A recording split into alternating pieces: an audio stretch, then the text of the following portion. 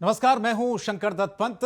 पहले बजट में विकास पर जोर, क्योंकि धामी सरकार का ये बजट इस वक्त चल रहा है, पेश हो रहा है, जिसमें 63,000 करोड़ का ये बजट पेश हो रहा है। बजट में किसानों, युवाओं, महिलाओं, बेरोजगारों का ख्याल रखा गया है। महिलाओं, युवाओं के लिए विशेष पैकेज की घोषणा इस बजट में की जा रही है। इसके अलावा पेयजल के लिए भी 2 योजनाएं स्वीकृत की गई हैं। इसके अलावा बागबानी विकास के लिए 526 करोड़ रुपए, पर्यटन पर फोकस ज्यादा किया गया है। प्रदेश के संसाधनों को कैसे बढ़ाया जाए, इस पर ज्यादा फोकस किया गया है। और साथ ही साथ सरकार ये कह रही है कि यह संतुलित बजट है और सभी वर्गों का इसमें ख्याल रखा गया है।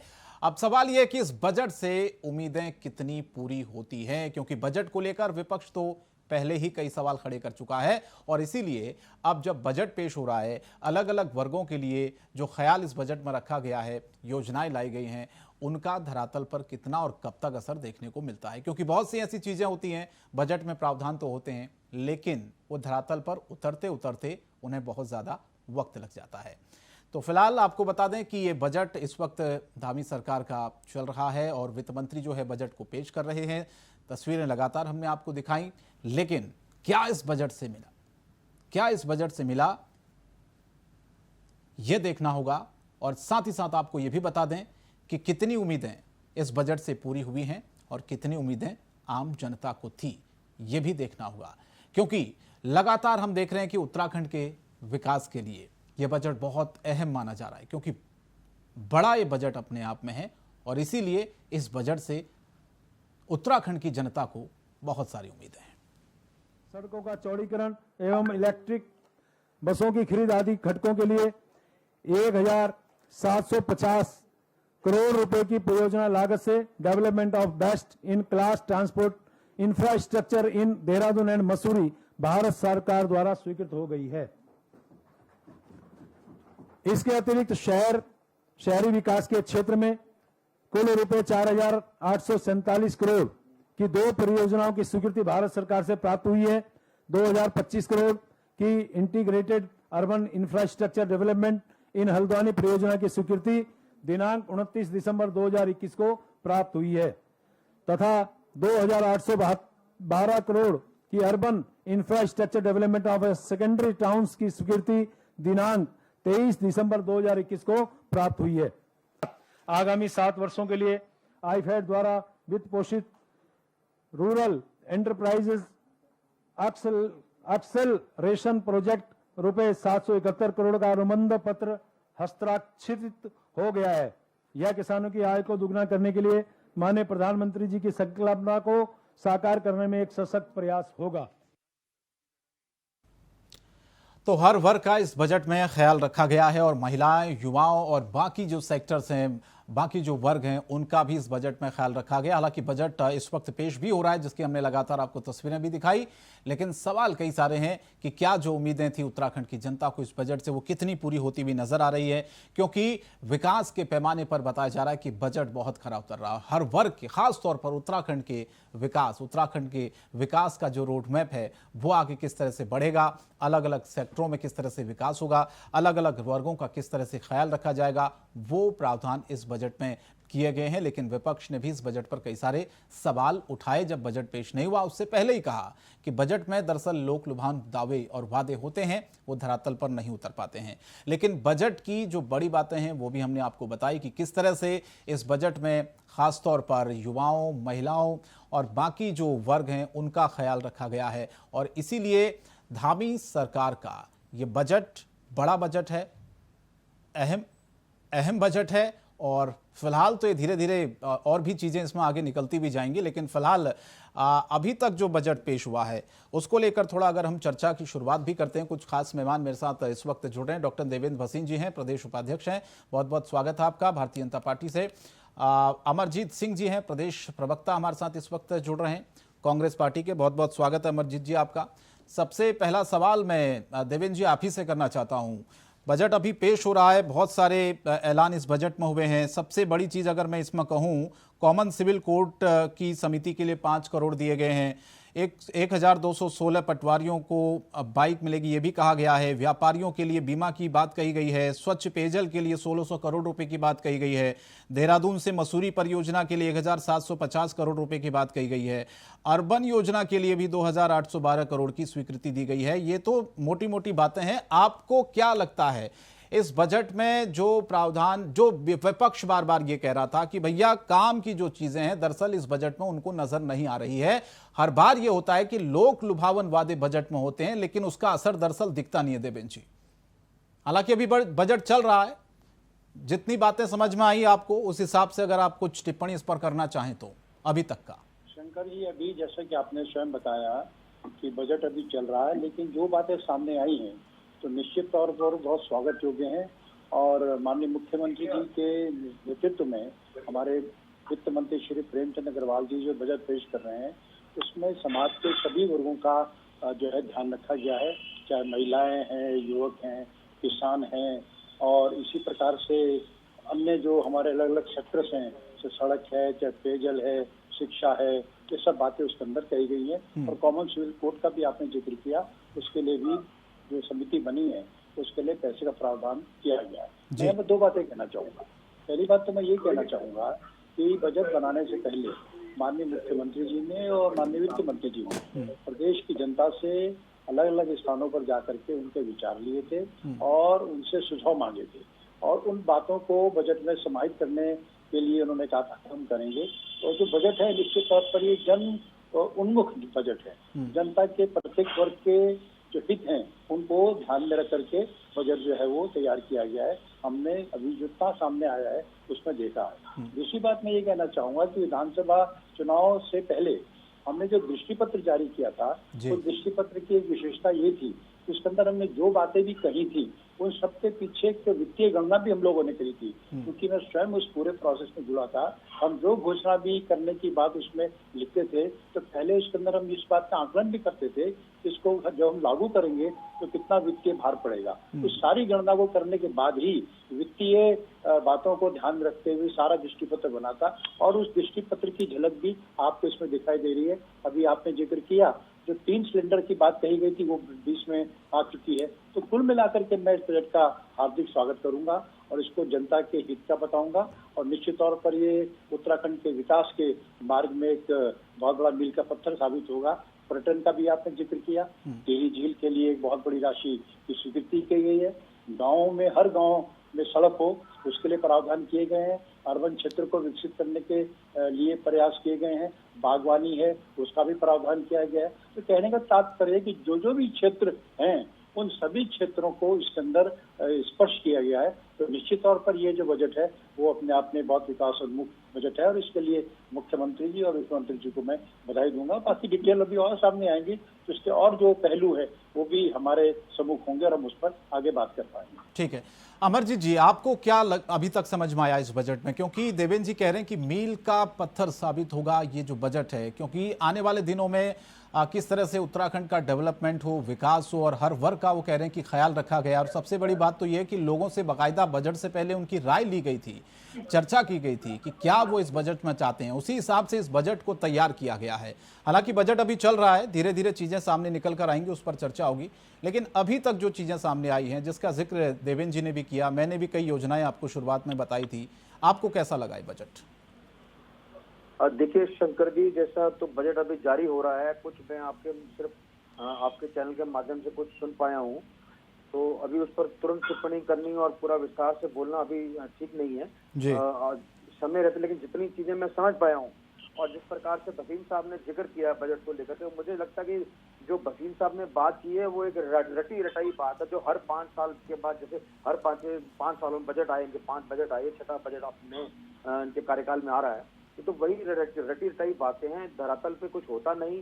और जैसे मैं देख रहा था कि अभी ये बता रहे थे कि इनकम जो है लगभग 63,774 करोड़ रुपए की होनी है, लेकिन हमेशा जो इनकम होती है वो कम आती है और हमेशा सरकार का खर्च बढ़ता है और सरकार को हर बार 8 से 10 हजार करोड़ रुपया कर्ज लेना पड़ता है। उत्तराखंड पहले ही कर्ज की मार से ग्रसित है और इस बार भी मुझे ऐसा लगता है क्योंकि सरकार ने बहुत बढ़ा चढ़ा के चीजें बताई हैं और ये जो सरकार का जो एक्सपेंसेस है ये खर्च बढ़ेगा, आय इनकी है नहीं और दूसरी बात ये है, जो जीएसटी की हमें समर्थन मिलता था 5,000 करोड़ का, वो भी घाटा हमारे सामने मुंह बाए खड़ा है। मेरे को समझ नहीं आता ये सरकार किस रूप से उसे पूरा करेगी। और मैं ये भी देख रहा हूँ, जो आपके भी आंकड़े सामने आए उसमें भी लगभग 6,000 करोड़ रुपए का तो ब्याज का भुगतान जाना है, यानी 10% जो आय हमारी होगी उसका 10% तो हमारा ब्याज में चला जाएगा पैसा। ये राजकोषीय घाटा 8500 करोड़ रुपए राजकोषीय घाटा है। ये सब अपने आप में बहुत बड़ी बड़ी ऐसी चीजें हैं कि मुझे लगता नहीं कि जो सरकार कह रही है कि वो उसको उतने पैसे को बचा पाएगी, धरातल पे योजनाओं को लागू कर पाएगी। कह देना बड़ा सरल होता है, लेकिन जब हम प्रैक्टिकल बात देखते हैं, पिछले 5 सालों का इनका कार्यकाल देख लीजिए, कितने इन्होंने बजट में प्रावधान किए, उन प्रावधानों का आधार पर। तो आप कह रहे हैं कि पैसा कहां से आएगा, ये चिंता है। मैंने शंकर जी पहले भी कहा, हमेशा हर साल लगभग 8 से 10,000 करोड़ का हमें कर्ज लेना पड़ता है। और भारतीय जनता पार्टी के कार्यकाल में जो सरकारें पिछले 17 साल रही, उन्होंने तो कर्ज लिया लगभग 40,000 करोड़, और भारतीय जनता पार्टी के कार्यकाल में ये कर्ज 85,000 करोड़ पहुंच गया और आने वाले समय में 1 लाख करोड़ होने जा रहा है। ठीक ठीक, मैं लौटूंगा सर आपके पास। मेरे साथ अभय कंथुरा हमारे संवाददाता भी लगातार जुड़े हुए हैं। अभय, बजट अभी पेश हो रहा है, बड़ी बातें अगर मैं आपसे पूछूं अभी तक कौन सी बड़ी चीजें इस बजट में आपको नजर आई? देखिए कौशल, सबसे बड़ी बात यह है कि जो आज उत्तराखंड सरकार का जो बजट पेश हुआ है, 2022-23 का जो बजट पेश हुआ है, इस बजट की जो सबसे बड़ी जो बात है, सरकार ने जो वायदा यहाँ पर किया था, जनता से जो सुझाव इस बजट को लेकर लिए गए थे, उन सुझावों के अनुरूप बजट तो पेश किया। लेकिन इस बजट को घाटे का बजट कहा जा सकता है, क्योंकि सरकार ने जो अपनी इनकम यहाँ पर दिखाई है वो आपके खर्च से बहुत कम यहाँ पर दिखाई गई है। खर्च आपका ज़्यादा यहाँ पर दिखाया गया है। खर्च के हिसाब से अगर आपको देखें तो इस 2022-23 का जो बजट है आपका 65,571.49 करोड़ का आपका व्यय यहाँ पर इस बजट में दिखाया गया है। जो आपकी आय यहाँ पर दिखाई जा रही है वो आपकी 63,774.55 करोड़ आय यहाँ पर दिखाई गई। तो लगभग आप ये कह सकते हैं कि 1,700 करोड़ का घाटा इस बजट में सरकार की तरफ से दिखाया गया है। इसके अलावा जो सबसे बड़ी चीज़ अगर यहाँ पर देखते हैं कि सरकार ने जो राजस्व के जो स्रोत बढ़ाने थे, यानी जो इनकम के जो सोर्सेज यहाँ पर बढ़ाने थे, वो इस बजट में इनकम के सोर्सेज बढ़े हुए नहीं दिख पा रहे हैं अभी तक भी। अगर हम देखें तो जो सरकार के जो रिकॉर्ड्स हैं, सरकार ने जो यहाँ पर दिया है उसमें 17,350 करोड़ से ज़्यादा का भुगतान आप कर्मचारियों के वेतन और उनके भत्तों पर यहाँ पर खर्च कर रहे हैं। पेंशन जो यानी जो कह सकते हैं कि जो वृद्धा पेंशन, दूसरी जो पेंशन सरकार की तरफ से दी जाती है, 6,000 करोड़ से ज़्यादा का प्रावधान उसके लिए रखा गया है। और जो सरकार यानी जो राज्य के ऊपर जो कर्ज अभी तक चढ़ा हुआ है, उस कर्ज के ब्याज के भुगतान के रूप में 6,000 करोड़ से ज़्यादा का मद यहाँ पर सरकार की तरफ से रखा गया है।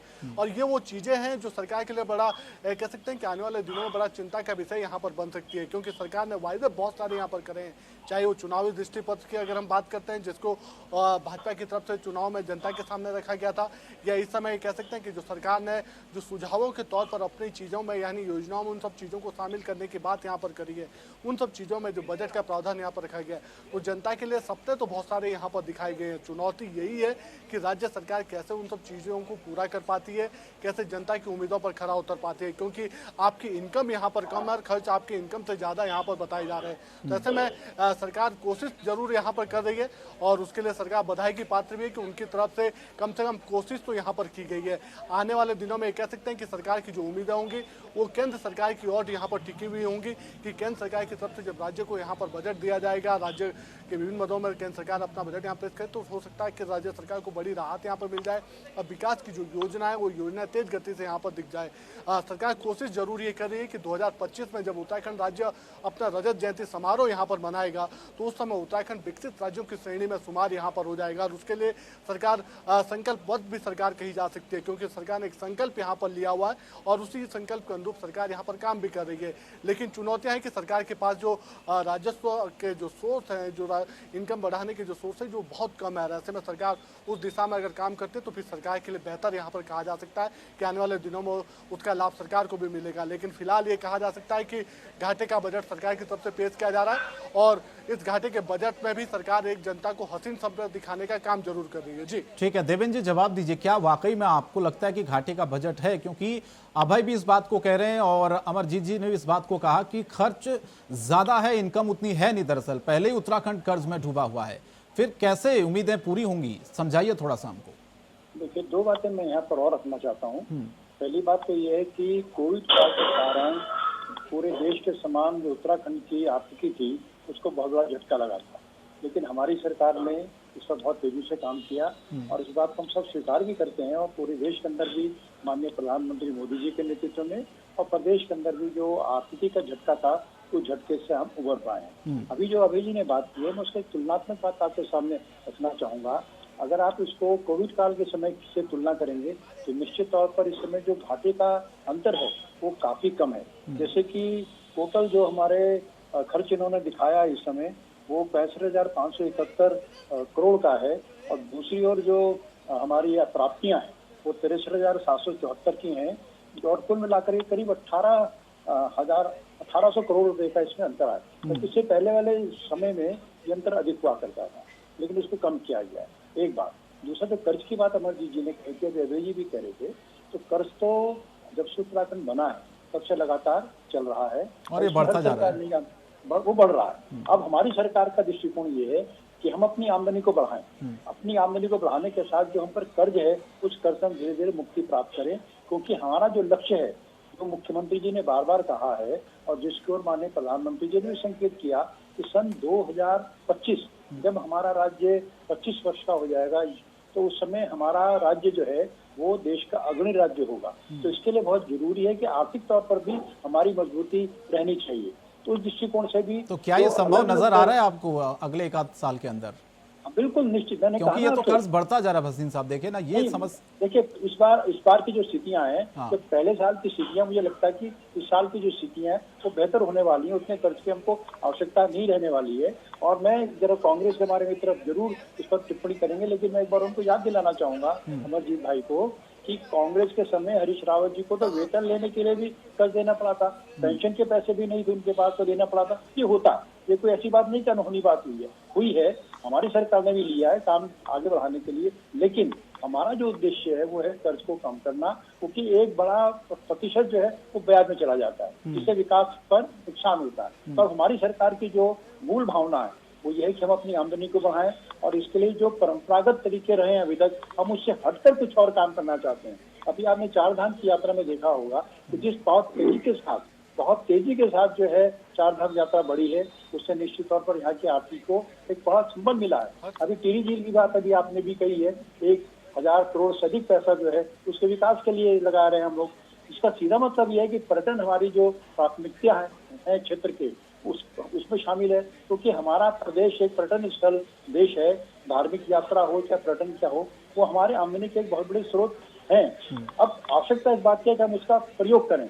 हमारी सरकार ने वो दिशा पकड़ ली है और निश्चित तौर पर हमारी आय बढ़ेगी। इसी प्रकार से अन्य क्षेत्रों में, बागवानी में, कृषि में आदि जो हमारी आमदनी बढ़ाने वाले क्षेत्र हो सकते हैं, इसके लिए हम काम कर रहे हैं। अभी एप्पल योजना में 2 दिन पहले हमारे मुख्यमंत्री जी ने जो राशि दुगनी कर दी, कीवी के लिए उन्होंने 18 करोड़ रुपए कर दिया। इस सबके विकास के साथ जो किसान को और बागवानी करने वाले लोगों को लाभ होगा, उसका फायदा प्रदेश को मिलने वाला है। और केंद्र सरकार ने जीएसटी का भी उनको पैसा दिया है, केंद्र सरकार का हमको पूरा सहयोग मिलता है। और बजट के अंदर भी अभी 14,387 करोड़ रुपए की केंद्र की योजनाओं का उल्लेख किया गया है।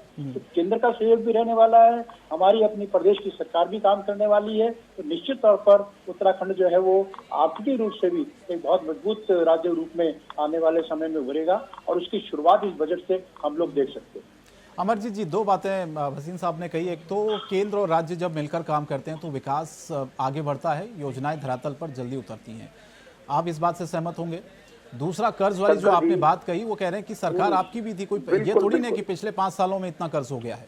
नहीं, ये देखिए शंकर जी, ये कोई पैमाना नहीं है। अगर केंद्र में भी एक सरकार होगी और राज्य में सरकार होगी तो वो राज्य तरक्की करेगा। मैं आपको बताऊं, आज उत्तराखंड जो है ना, शिक्षा हो, व्यापार हो, स्वास्थ्य हो, मतलब देश में अगर आप इसको नापेंगे तो कहीं 14, 15, 16वें पायदान पर आता है। और मुख्यमंत्री जी ये कहते हैं कि 25वीं सालगिरह है, जो हमारा हम 25वां वर्ष पूरा करेंगे, उसको हम उत्तराखंड को नंबर 1 राज्य बना देंगे। तो जब बताइए कि आज की स्थिति में उत्तराखंड देश में 14वें, 15वें, 16वें स्थान पर आ रहा है, तो ऐसा 3 साल में ऐसा क्या चमत्कार हो जाएगा कि ये पहले पायदान पर आ जाएगा। और आपने कहा कि जहाँ सरकार केंद्र में और राज्य में एक से एक सरकार हो तो उसका लाभ मिलता है। ये लाभ नहीं मिलता जो जिन मैं पायदान की बात कर रहा हूँ 14, 15, 16 पे, अगर उसके पहले दूसरे तीसरे पायदान को देखेंगे तो वहां पर तो भारतीय जनता पार्टी की सरकार ही नहीं है। इसका मतलब जहाँ भारतीय जनता पार्टी की सरकार नहीं है वो तो राज्य ज्यादा आगे बढ़ रहे हैं। आप केरल को देख लीजिए, आप तमिलनाडु को देख लीजिए, आप आंध्र को देख लीजिए, ऐसे अन्य राज्य है जहाँ पर भारतीय जनता पार्टी की सरकार नहीं है। लेकिन अगर आप देश में बात करेंगे तो देश में विकसित राज्यों में उनका नाम आता है। तो ये कह देना कि केंद्र में सरकार है इसलिए उत्तराखंड को लाभ मिलेगा, ऐसा होता वक्त ना पहले कभी प्रतीत हुआ, ना मुझे ऐसा उम्मीद है कि क्योंकि मोदी जी की सरकार है, यहाँ धामी जी की सरकार है, इसका कोई लाभ एक्स्ट्रा मिलेगा। और मैं तो हमें तो चिंता इस बात की भी है, जो जीएसटी का प्रावधान के तहत हमें 5,000 करोड़ मिलता था, वो भी मुझे लगता है 30 जून के बाद नहीं, उनका ये कहना था कि मदद मिलती है केंद्र से, अगर अलग अलग सरकारें होती तो उसमें समस्या हो जाती कई बार। जब एक सरकार होती है तो केंद्र से अगर कोई मदद राज्य मांग रहा है तो जल्दी से मिलती है, उसको बेनिफिट मिलता है ना। ये तो अपने आप में शब्द ही गलत है कि यानी जिस राज्य में वो केंद्र सरकार की जैसी सरकार नहीं होगी तो उस राज्य को दूसरे तीसरे पायदान पर डाल दिएगा, उसको सेकेंडरी प्रेफरेंस। ये तो आप लोग आरोप लगाते रहे शुरू से ही, कोई लॉजिक नहीं है। नहीं, ये तो अमरजीत जी, ये आरोप तो आप लोग भी शुरू से लगाते थे ना कि सौतेला व्यवहार किया जाता है हमारे साथ जहां जहां हमारी सरकार है। शंकर जी, मैं यही तो कह रहा हूँ कि भारतीय जनता पार्टी की मंशा रहती है, उसके बावजूद भी राज्य तरक्की करते हैं। जरूरी नहीं है कि वो सरकार वह केंद्र की होगी तभी वो राज्य तरक्की करेंगे। ये समस्या तो मैं फिर कह रहा हूँ, केरल नंबर 1 पर है, तमिलनाडु नंबर 1 नंबर 2, 3 पे आंध्रा है। वो जरूरी नहीं कि वहाँ पे भारतीय जनता पार्टी की सरकार हो, उसके बावजूद वहां पर सौतेला बर्ताव किया जाता है, उसके बावजूद भी वो राज्य तरक्की कर रहे हैं। और ये भी जरूरी है कि जहां आज अगर भारतीय जनता पार्टी की सरकार राज्य उत्तराखंड में भी है और केंद्र में भारतीय जनता पार्टी है, उसके बावजूद भी उत्तराखंड का जो राज्य है 4थे, 14वें, 15वें, 16वें पायदान पर आता है। ये अपने आप में प्रश्न लगाता है पिछले 5 साल में ऐसा क्यों नहीं हुआ कि जो आने वाले 3 साल में नंबर 1 राज्य बनाने की बात करते हैं, कैसे मुख्यमंत्री जी का सपना पूरा होगा, बताएं जरा। देवेंद्र जी, मैं उत्तर देना चाहूंगा अमरजीत जी का। फिर मैं अभय के पास जाऊंगा। हाँ बोलिए देवेंद्र जी, आप बोलिए। पहली बात तो अमरजीत जी को मैं याद दिलाना चाहूंगा कि केरल का गठन कब हुआ था, उत्तराखंड का कब हुआ। अगर इतिहास में जाएंगे अमरजीत जी तो आपको तो मैं यही रोकता हूँ। मेरी बात सुन लीजिए ना, मेरी बात सुन लीजिए। मैंने कह रहा हूँ, मैंने बात आपकी बड़े आराम से सुनी ना, मेरी बात सुन लीजिए।